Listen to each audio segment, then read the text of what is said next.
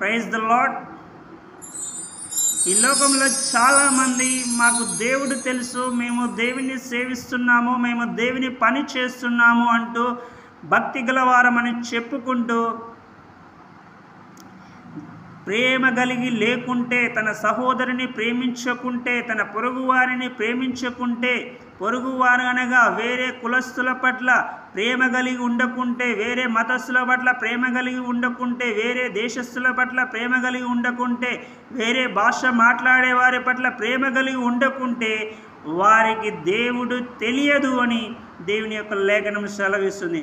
1 John chapter 4 verse 8, He that loveth not knoweth not God, for God is love. Theos esti agape, for God is love.